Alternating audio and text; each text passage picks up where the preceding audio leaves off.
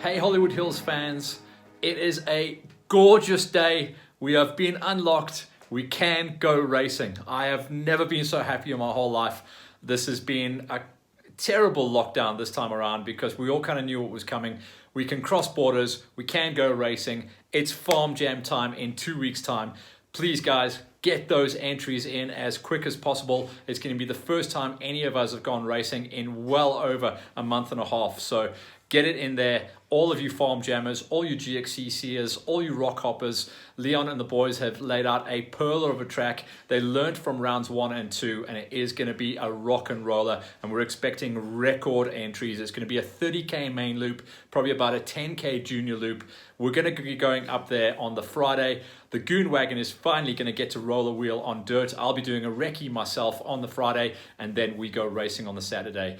It is a great time to be alive. We are super buzzed. We've been kind of keeping the wheels turning here at Hollywood Hills and LiveX, and we've got a lot of other stuff going on in the background, but nothing beats going out to a race with you beautiful people and hanging out with you and watching you guys rip the bars off. I am beyond pumped this time around. I really am. So get those entries in, guys. You can check out the visuals. It's a really good layout. It's going to have a good flow, nice mixture of a little bit of light tech, a little bit of high-speed flat stuff, but a lovely, lovely, lovely mix of terrain. Get those entries in on Race Control for Farm Jam. Round number 3, we're continuing the championship, and alles is mooi. As far as the GXCC situation goes, you'll have seen that we got a green light from SPX, RME, and all of our GXCC sponsors to go ahead and do our mid-season review. So we're right in the middle of those exits as well, and this isn't going to slow things down. We're just going to keep rolling those things out for you guys. Watch out for press on the GXCCs as well. Obviously, we see from the announcement from MSA and GXCC, they made a collaborative decision to throw away round number 5. I must be careful how I say that actually. It's not a throwaway at the moment, so it's been cancelled. Round number 5 of GXCCs has been cancelled, so we get ourselves ready for the next round, and that's going to be in the early part of September. So watch out for the press. We know that Vion's going to be going out to the farm in the next couple of weeks. We're going to try this time around to go out with him as well and give you guys a breakdown of what the track looks like, but watch out for the press. GXCC will no doubt be putting out a load of information over the next couple of weeks when they open up for their next tag on as well. So it's going to be really, really, really cool. Can't wait to see all you GXCC races again. I'm so excited. I can't even contain myself at the moment. So what we've got for you on this show is going to be our first mid-season edit, and it's going to be the top 5 review of the guys sitting in the points championship chase for our junior categories. This is covering rounds 1, 2, 3, and 4. All the points are up there. You'll be able to see the points for the kids running inside the top 10 as well, but obviously the guys running inside the top 5 are the players for the championship that we'll be watching going forward into what will be now the last 3 racing rounds of the GXCCs. This is the junior show. Enjoy, and these are the kids to watch out for in the championship as well. This GXCC racing action powered by Dunlop is brought to you by SPX Logistics, Dunlop, RME Bearings and Transmission, and driven by Bikers Warehouse. GXCC 2021 with brand new venues on the tour and a stacked 8-round championship. Round number 1 took us to a brand new venue of Rustenburg. This started the year out on a flyer. Super hot, super awesome terrain and massive entries across the juniors, quads and the senior motorbikes. This was where the season started. This is where the championship began. Track layout was a dust bowl race. Then we moved into round number 2, where we also went up the road a little bit further into Limpopo, and that was going to be Modi Molly. This was a combined event where the national championship combined with GXCC. It meant it was a wild and crazy day. Also, dry, dusty, and bushveld terrain before we moved and got ourselves ready for round number 3. Also, we saw a ton of new sponsors coming on board in the 2021 championship. GXCC was looking super strong. Round number 3 took us to the fast one. Just at the beginning of winter, we went down the road to Heidelberg, an area that is famous for rock hopping terrain, but we used the flatland area. This became known as the fast one on the tour. Even the juniors said this was a cable stretcher. The juniors went out in torrential rain and cold conditions. It was a challenging event, but by this stage, there were 3 rounds scored, and the championship was starting to form up nicely. And then, round number 4, the cold one. Super duper freezing cold conditions, but incredible terrain. And by this stage, if there was a tiebreaker in the championship, round number 4 was going to show us who was on the top of the pile and who would lead this first half of the season as championship leaders into round number 5. Ventersdorp was a banger, and everyone came away smiling, good to go and ready. Let's check out the championships, starting out with the 50cc races with 4 rounds scored.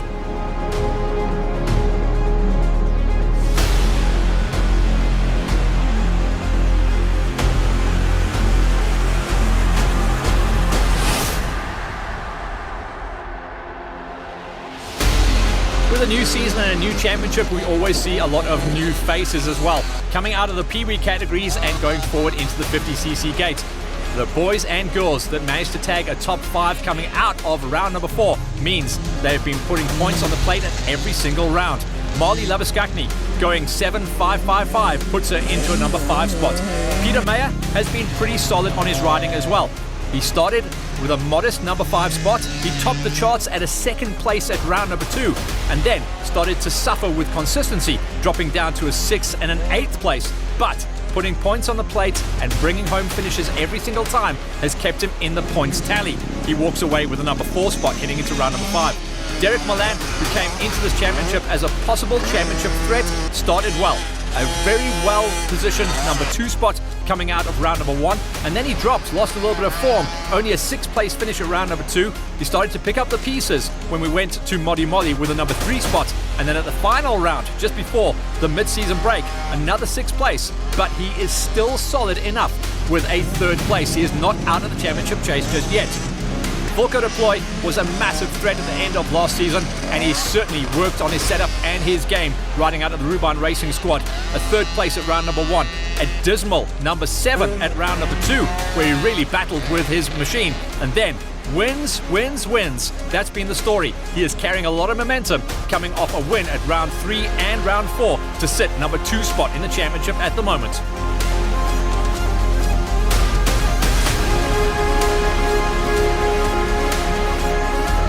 But they're all chasing down on Jean-Luc van der Westhuizen, the whole shot king, almost the whole way through the championship. He has been near on unstoppable, walking away with win at round number 1, a win at round number 2, a very close 2nd place at round number 3, and then what was going to be a win at round number 4, but unfortunately mechanical issues dropped him down a couple of notches. 3rd place, his lowest finish on the season, but still the kid to beat on the 50cc's. Jean-Luc van der Westhuizen is your championship leader on the 50cc's going into the 2nd half of the tour.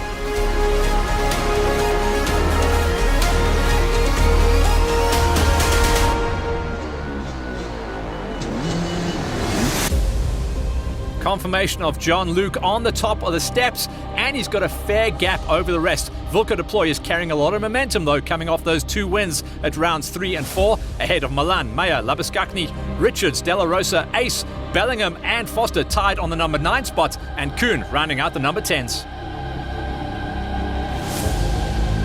On to the 65s, and this has been a story of the season.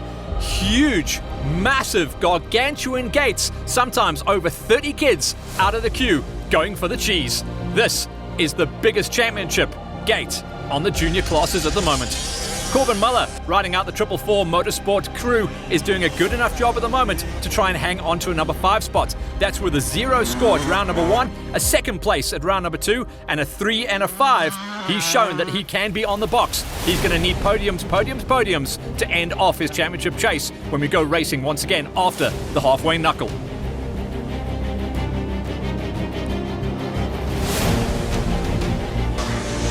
Matty Mayer stepping up and out of the 50cc's at the end of last season, and the only kid on the 65s on the gas had a modest start to the championship, a number 4 spot, and then he started to slip down the order, followed by a 5, a 6 and a 7. He still is consistent though, bringing home the bacon at every single round, but he's going to have to get onto the podium and bring those top 3s to try and climb the ladder and get out of his current number 4 spot on the queue. Mackenzie Bam, the top lady on the gate at the moment, and an absolute ripper. She's on her own program at the moment. She's sitting in third place on the championship, coming off a 3, 3, 4, and 2.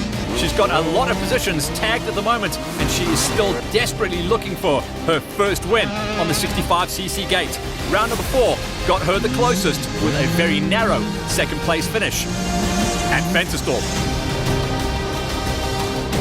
She is aching for her first win of the championship chase. Loss of the Mohicans and a very mature ride coming in from Hanyu de Kock. He was first out the gate, banging home the first victory of the season. He was the first kid on the 65cc's to take the checkers at round number 1.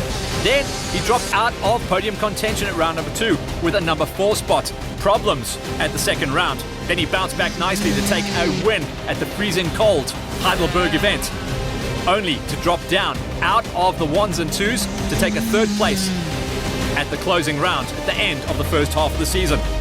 He can bring the pain if he wants to, but he's going to have to take a ton of wins to try and get on point with this kid. Jaden Els, this is good numbers on the page. Check out the scorecard. Second at round number 1, first at round number 2, second at round number 3, and first at round number 4. He is the kid to beat on the 65cc gate. Jaden Els is on the money at the moment to try and nail down his first ever big number 1 plate coming out of the stacked field of the 65cc's.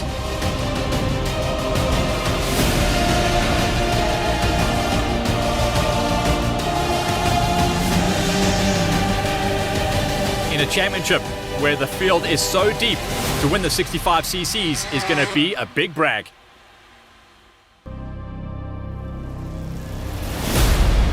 Els on top. Not too far out front though. Hanyu de Kock and Bam are still within striking distance, not too far off the back wheel. Then Meyer, Moller, Geordie, Van Schalkwyk, Faris, Spencer and Kutsia taking us to the top 10. But everyone is trying to see what they can do to knock Els off the top step.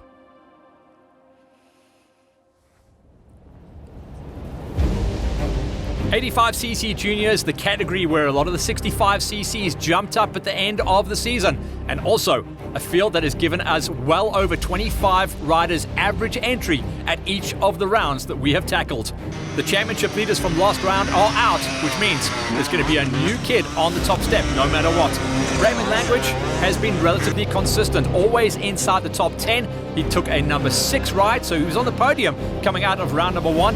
Then he was a 0, no score at round number 2. He bounced back to take his number 6 position at round number 3 and improved at the final round to pick up his top finish of the season of a number 5 at Ventersdorp, putting him in the number 5 spots for the series. John Bart-Moritz was the first of the Kawasaki's. These green machines have started to come good on the junior tour, especially in 2021. And he is tied on points in 4th place himself and Franco Ferri sharing the 57 at this stage. So this is going to be a wild one to try and separate the two and see who's going to come out on top. John Bart-Moritz walked away with a 9.567 finish rate versus Franco Ferri, who walked away with a number 5 spot at round number 1. He improved at round number 2 at Modi Molly to a number 4, so he was picking up speed and starting to really climb the ladder. Then a bad event in the mud and cold conditions of Heidelberg, dropping him down to a low 9 spot. Franco wouldn't have liked that. He tried to respond to the final round, but also didn't enjoy the conditions of the cold event at Ventersdorp, going down to a number 8. That's why he is joint on championship points in 4th place between himself and John Bart-Moritz. Luke Battersby has been a bit of a surprise package this season on the championship tour, mainly based on the fact that he is a credited rock hopper, normally running in the EWXC and Enduro championships. This time around though, he is rocking and rolling. He walked away with a number 2 spot at round number 1, a 2nd place finish again at round number 2, followed by a 4th and a 3rd place. Good numbers on the page. He is not far off walking away with a win. He's 3rd place, chasing down on Brandon Clark. Clarky having his best season to date at the moment and enjoying his step up into the junior 85s. 1st place at round number 1. Problems at round number 2 with an 8th. Rebounded though with another win at round number 3 and a close 2nd at the final round. Clarky in a number 2 spot at the moment and not too far off The championship chase, the back wheel is all about Bruno Niebuhr. He has been hammering the nail in his first season after jumping out of the 65s, and the Rubine Racing Wonder Kid walks away with a 2-1-2-1. Those are rock and roll numbers. So the lowest he has ever finished on the season to date is second place. Bruno Niebuhr is eyes on the prize at the moment. He's got a good buffer ahead of the rest of the chasing pack, but he will have to rock and roll first and seconds if he wants to take his number 1 plate. Check it out, just 5 points ahead. Sees Bruno Niebuhr on the top of the charts ahead of Clarkey, Battersby, Fourie and John Bart Moritz sharing the number 4 spot ahead of Language, Mozabuku, Janse van Rensburg, Human, Fallon and Base. A very tasty top 10, but it's all about Niebuhr on top.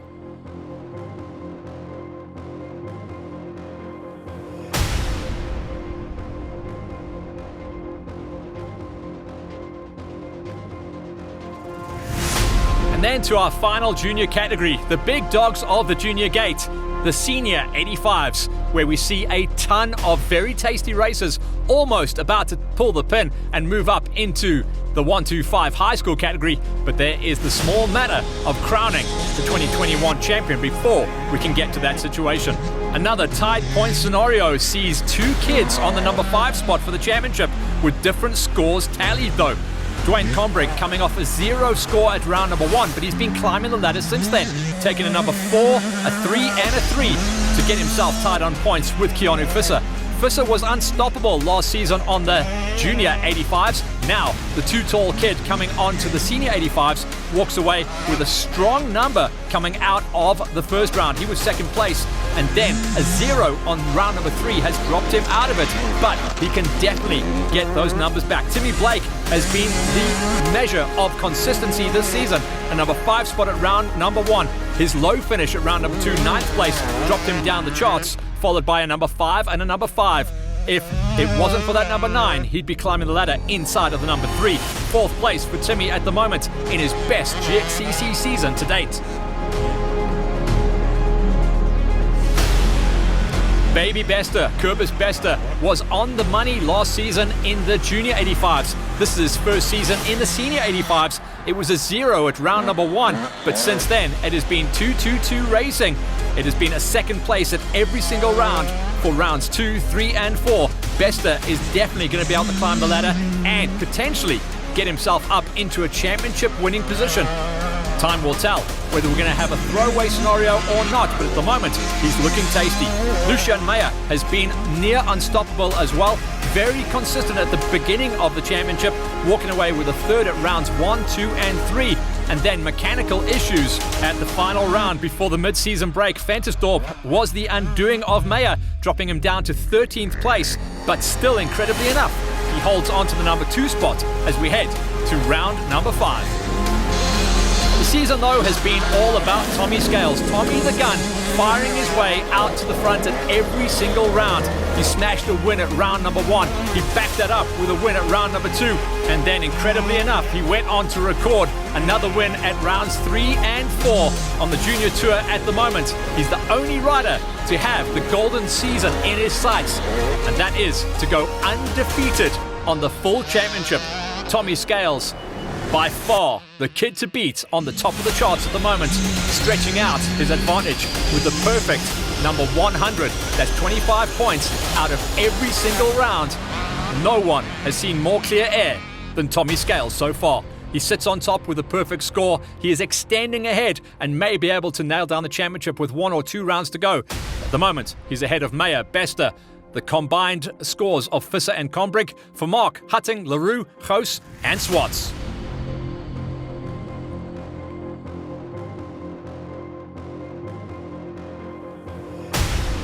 That's our juniors wrapped for the first half of the season. The next show will review our quads.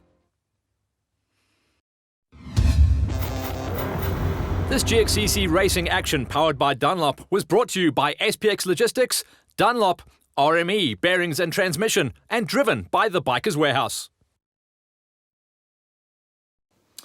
So that's the first of our mid-season reviews. The next up is going to be our quaddies. So watch out for that coming down the pipe, as well as the quad championships. We're also going to be getting up close and personal with one of our key sponsors here at Hollywood Hills, as well as our sponsors for the production element of GXCCs. That's RME for their bearings and transmissions. So we've got a green light to go out to their facility. We're going to be doing a bit of filming with them. So we're either going to give that a standalone show, or it's going to be mixed in with one of our mid-season edits. So watch out for that coming down the pipe. For now, I'm signing off. I've got so much to do to get organized for the next couple of weeks, and I am so pumped that we finally get to go racing. We'll see you guys on the line.